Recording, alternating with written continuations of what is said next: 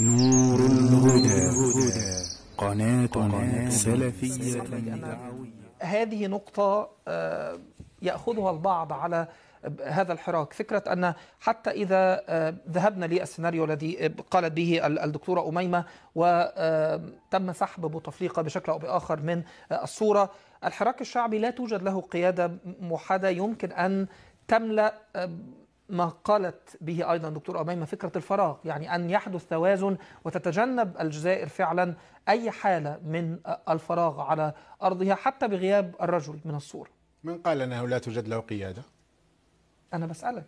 لا، بطبيعة الحال توجد له قيادة، لكن ليس المهم الحديث الآن عن القيادة، المهم الآن الحديث على أنه حراك شعبي من كافة الإيديولوجيات ولكن بدون طابع إيديولوجي على الإطلاق. طيب ما هي قيادته بما أنك ذكرت أن له قيادة؟ في قيادات موجودة، في قيادات ميدانية، يعني ما هو أكثر من رأس أيضا يحدث. لا لا لا لا، ليس إشكال، ليس هناك أي إشكال، لأن المرحلة ليست مرحلة بناء النظام، نحن في مرحلة هدم العصابة، لأننا لا نتحدث عن النظام بأي معنى من المعاني.